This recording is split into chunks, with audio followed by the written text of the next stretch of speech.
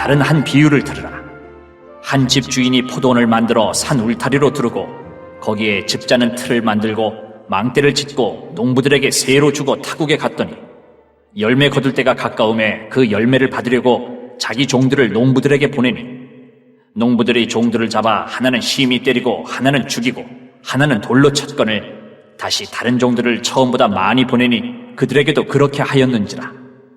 후에 자기 아들을 보내며 이르되 그들이 내 아들은 존대하리라 하였더니 농부들이 그 아들을 보고 서로 말하되 이는 상속자니 자 죽이고 그의 유산을 차지하자 하고 이에 잡아 포도원 밖에 내쫓아 죽였느니라. 그러면 포도원 주인이 올 때에 그 농부들을 어떻게 하겠느냐? 그들이 말하되 그 악한 자들을 진멸하고 포도원은 제때 열매를 바칠 만한 다른 농부들에게 새로 줄지니이다. 예수께서 이르시되 너희가 성경에 건축자들이 버린 돌이 모퉁이의 머릿돌이 되었나니 이것은 주로 말미암아 된 것이요 우리 눈에 기이하도다 함을 읽어본 일이 없느냐. 그러므로 내가 너희에게 이르노니 하나님의 나라를 너희는 빼앗기고 그 나라에 열매 맺는 백성이 받으리라. 이 돌 위에 떨어지는 자는 깨지겠고 이 돌이 사람 위에 떨어지면 그를 가루로 만들어 흩으리라 하시니 대제사장들과 바리새인들이 예수의 비유를 듣고 자기들을 가리켜 말씀하심인 줄 알고 잡고자 하나 무리를 무서워하니 이는 그들이 예수를 선지자로 알미었더라. 어떤 시골 사람이 문지기가 서 있는 좋은 문 앞에서 어떻게 해서든지 간에 문지기를 피해서 문 안에 들어가려고 평생 애를 쓰다가 끝내 문 안에 들어가지를 못하고 문 밖에서 죽어가게 됩니다. 그는 죽어가면서 문지기에게 말하기를 당신은 왜 나를 그 문 안으로 들어가지 못하도록 그토록 문을 막고 지키고 있는 것인가? 라고 물었습니다. 문지기는 깜짝 놀라며 말합니다. 아닙니다. 이 문은 당신을 위한 문이기에 당신을 돕기 위해서 내가 여기 서 있는 것입니다. 그런데 당신은 한 번도 나에게 문을 열어달라고 요청한 일이 없었습니다. 라고 대답했습니다. 시골 사람은 문 밖에서 한 번도 문을 열어달라고 요청하지도 못하고 결국은 문 앞에서 죽었습니다. 이 이야기는 체코의 유명한 유대인 작가 카프카의 소송이란 작품에 나오는 내용입니다. 올 한 해 동안 우리 앞에 여러 가지 기회의 문이 있었습니다. 어떤 성도에게는 응답의 문, 은혜의 문, 축복의 문이 활짝 열렸고 다른 어떤 성도는 응답의 문, 은혜의 문, 축복의 문을 열어보려고 하지도 않고 그저 그 문 앞에서 서성거리다가 한 해를 놓친 분도 있을 것입니다. 이런 것을 볼 때 기회의 문이 열리고 안 열리는 것은 어디까지나 본인의 책임인 것입니다. 그래서 믿음은 진리를 선택하는 힘이고 능력입니다. 오늘 우리는 2020년 마지막 주일 예배를 각 가정에서 드리고 있습니다. 우리는 지금 한 해를 결산하고 대망의 새해를 맞이해야 할 중요한 시점에 놓여 있습니다.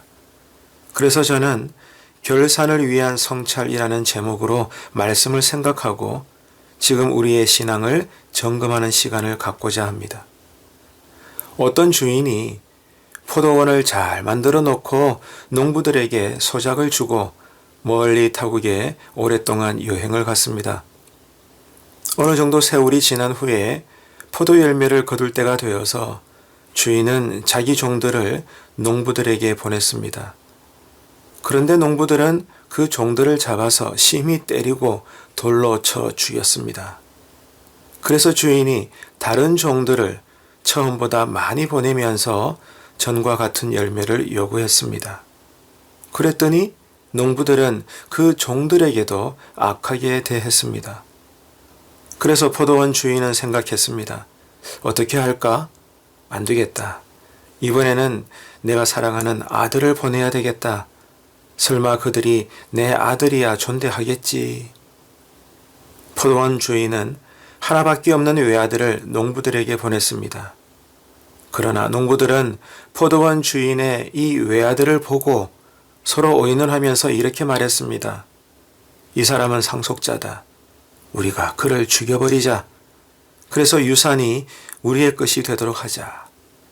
그러면서 악한 농부들은 포도원 주인의 외아들을 죽여버리고 말았습니다.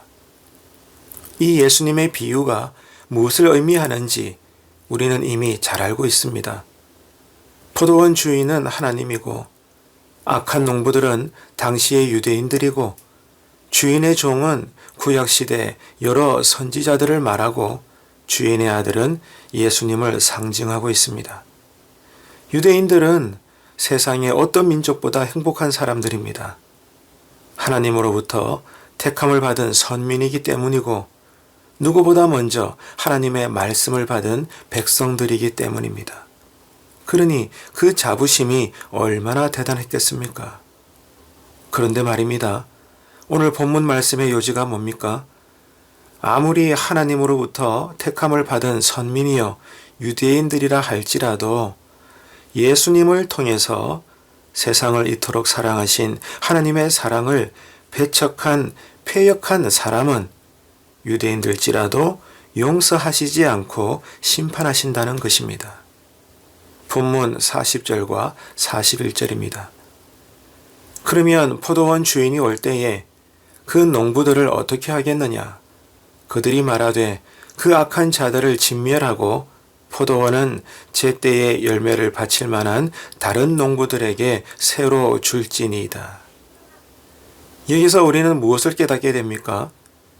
진리라고 하는 좋은 문이 유대인에게서 이방인에게로, 불성실한 자에게서 성실한 성도에게 열릴 것을 말씀하고 있는 것입니다. 그리고 이 모든 것의 결산이 어떤 기준으로 나타난다고 하십니까? 본문 43절입니다. 그러므로 내가 너희에게 이르노니 하나님의 나라를 너희는 빼앗기고 그 나라에 열매 맺는 백성이 받으리라. 하나님 나라를 빼앗길 자와 그 나라를 차지할 자는 열매를 보고 구분하며 결산하시겠다는 말씀입니다. 그러면 열매는 누가 또 어떻게 맺을 수 있습니까? 하나님 앞에서 사명대로 사는 자가 성령님의 역사로 말미암아서 삶 속에서 열매를 맺게 됩니다. 그러면 여기서 말씀하시는 사명이란 게 뭐겠습니까? 성도의 사명이라는 것은 주님께서 보여주시는 은혜의 자리를 배척하지 않는 것입니다.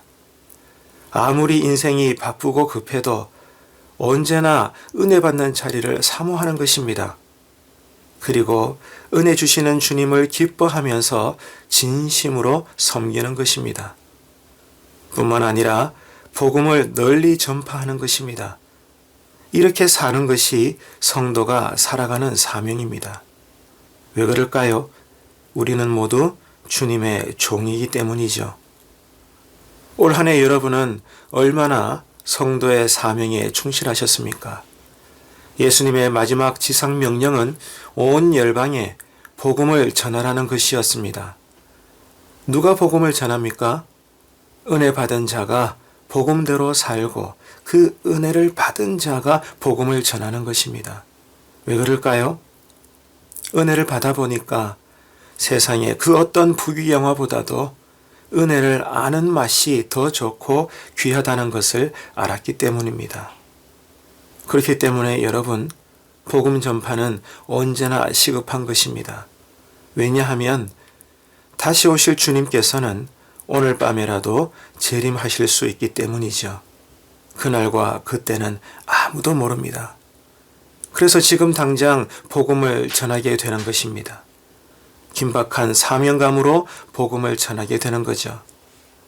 또 하나의 이유는 복음을 전하려고 하는 내가 오늘 죽을 수도 있고 아직 복음을 모르는 전도 대상자가 오늘 밤에 죽을 수도 있기 때문입니다. 다시 말해서 첫 번째 이유는 세상 종말의 때를 우리가 모르기 때문이고 두 번째 이유는 개인 종말의 때도 우리가 알지 못하기 때문입니다. 여러분, 한 해를 보내고 새해를 맞으면서 오늘 우리는 말씀 앞에서 깊이 성찰해야 합니다. 본문 44절입니다. 이 돌 위에 떨어지는 자는 깨지겠고 이 돌이 사람 위에 떨어지면 그를 가루로 만들어 흩으리라 하시니. 여기서 말씀하시는 이 돌 위에 떨어지는 자는 그 당시 예수님을 정치적인 메시아로만 생각을 하고 결국 자신들의 이익에 따라 예수님을 배척하다가 그가 정말 하나님의 아들이었고 진정한 메시아였음을 알게 되었을 때 실족해서 넘어진 사람들을 뜻합니다. 이런 사람들은 주님이 세상 끝날 심판의 왕으로 이 땅에 다시 오실 때에 결국 가루로 만들어져서 흩어짐을 당하는 참으로 비참한 신세가 되고 말 것입니다. 결국 이런 사람들이 훗날 보이는 반응이 무엇이겠습니까? 바깥 어두운 데서 슬피 울며 이를 갈미 있으리라. 생전에 한경직 목사님께서 많은 후배 목사님들을 모셔놓고 하신 말씀이 있습니다. 예수님 잘 믿으십시오. 주님의 이름으로 정중히 권면합니다. 잘 죽기 위해서는 잘 살아야 합니다. 그 말은 대충 신앙생활 하지 마시고 예수를 제대로 잘 믿는 예배자가 되시기 바랍니다.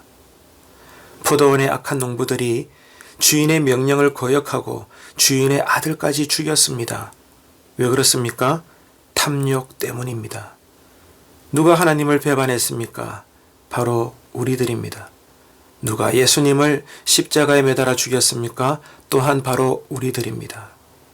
그러나 놀랍게도 십자가에서 하나님의 죽으심은 우리한테서 무참히 죽임을 당하신 타살이 아니라 우리를 살리시기 위해서 대신 죽으신 희생이라는 것입니다.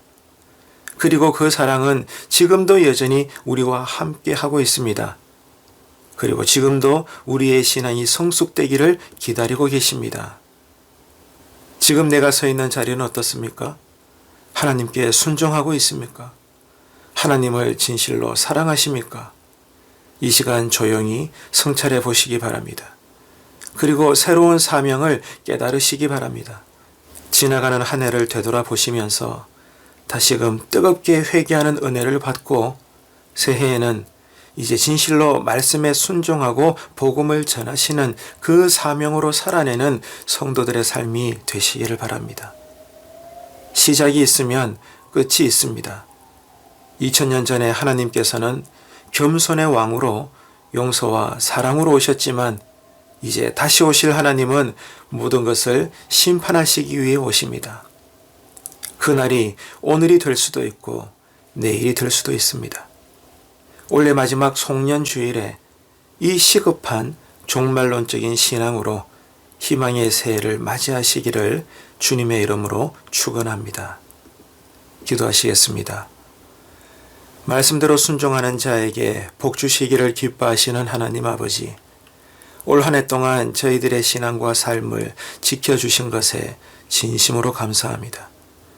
세상의 수많은 소리를 듣지만 그 가운데서도 하나님의 말씀에 귀를 기울이지 못한 저희였음을 고백합니다. 저희의 삶의 모든 순간마다 주님의 명령을 청정하고 그 명령을 지켜 행할 수 있는 결단의 은혜를 주시옵소서. 저희 성도들이 일터에서 복을 받고 가정의 식탁이 복을 받게 하시고 들어와도 복을 받고 나가도 복을 받게 하시옵소서. 믿음이 약해진 성도들이 오늘 또 말씀을 통해서 처음 사랑이 회복되는 은혜의 잔치자리가 되게 하여 주옵소서. 사탄이 들어와서 저희를 유혹하려 할 때 영적인 분별력을 주셔서 선과 악을 명확하게 분별하게 하시고 예수 그리스도의 이름으로 물리치는 담대함도 허락하여 주옵소서. 저희들은 하나님이 택하여 세운 거룩한 백성이오니 주님이 내려주시는 특별한 복을 받게 하옵소서.